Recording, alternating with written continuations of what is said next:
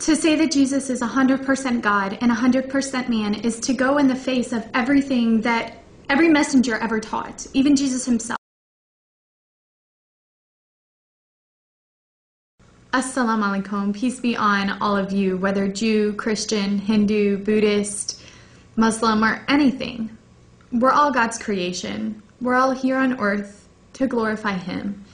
And with that in mind, I'd like to start by saying, as always, Bismillah, in the name of God. Because every action that we take can be a means to glorify God. So, God willing, He will accept these videos and they will be a means of enlightenment. I have given so much thought as to how I'm going to say this, what I'm going to do. I have recorded many videos, deleted them, edited them, almost uploaded them, and I have been too critical of myself because I am not a great orator and I tend to chase many rabbit trails or kangaroo trails. But I should not let that stop me from spreading the message that every messenger brought, teaching what every prophet taught, transferring what every scriptures have ever said, that God is one, and yes, that God is not a man. It is not my intention to offend Christians. I was a Christian. My whole family is very religious, very Christian, and I have such a great respect for you. I would just simply like to give a brief analysis of certain discrepancies that I've come across, especially mistranslating and misunderstanding titles in the Bible. So with all that being said, in the next few videos, I'm going to be reading this to try to stay away from my kangaroo trails.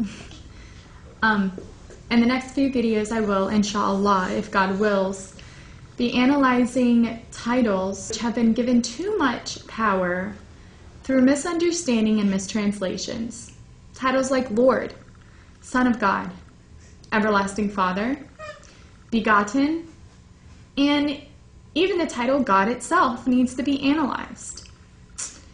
You may not think that mistranslating something as small as Lord in Greek or Kyrios is a point worth analyzing because, well, it by itself is not the underlining point in calling Jesus God.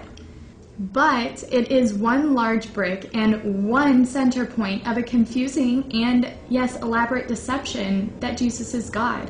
Oh, wait. That He's not God, but He is God, but He's not. You see, the Trinity goes like this.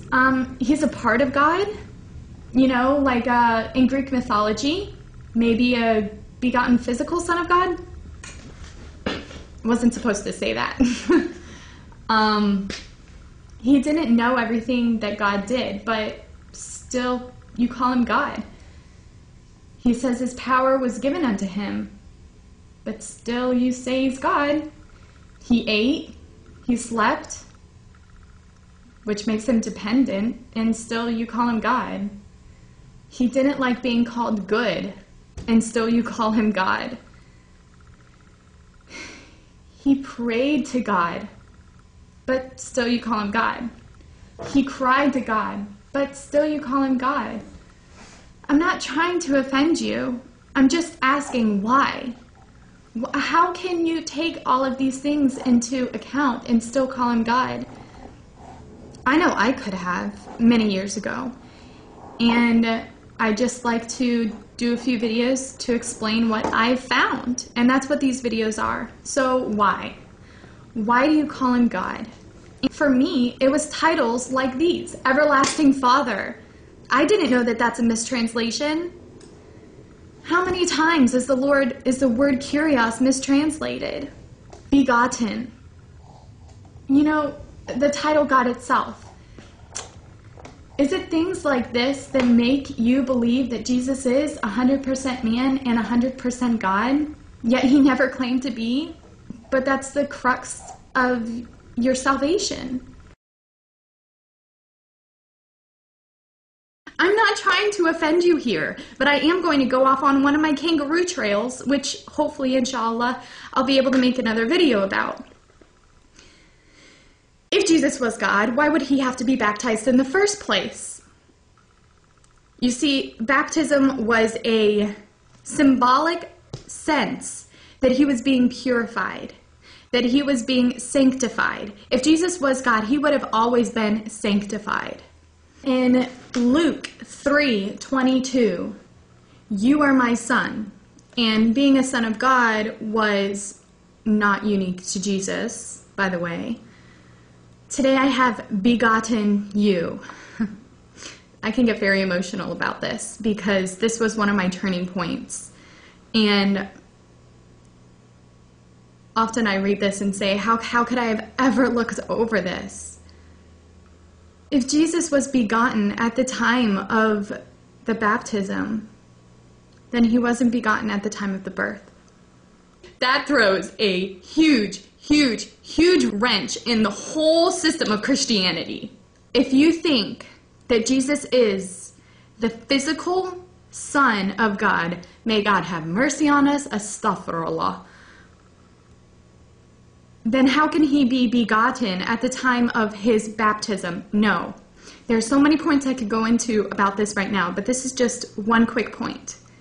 If Jesus was the physical begotten Son of God instead of the unique Son of God, which begotten is a mistranslation, should be unique, not begotten, and everybody agrees, even Islam agrees that Jesus was unique. Even Islam agrees that Jesus was the Word of God.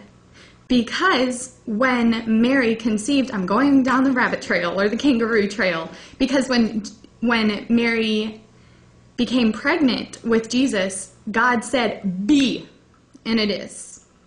Jesus was the Word of God. God said, be, and it is. Just like God said to Adam, be. Just like God said to the world, to the universe in the beginning, be, and it is. He willed it into action. That's all God has to say. Kun, fayakun, be, and it is. I will eventually put a link here to that video. He said, listen to him. Don't you think that if Jesus was God, God would say, worship him?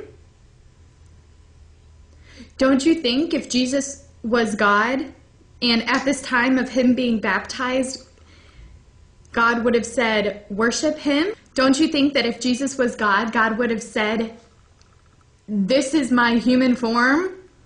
Why wouldn't God have just said, worship him?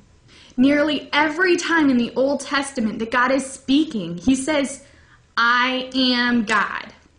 I am God. Time and time and time again. There was no ambiguity about it. I am God. Why wouldn't he say, this is God? Or why wouldn't Jesus ever say, I am God? God didn't say worship him. God said, listen to him. And please, please, I'm not trying to offend. Stay with me, and you may begin to see how weak the blasphemous statement, the fundamental basis of Christianity really is. Can God be a man?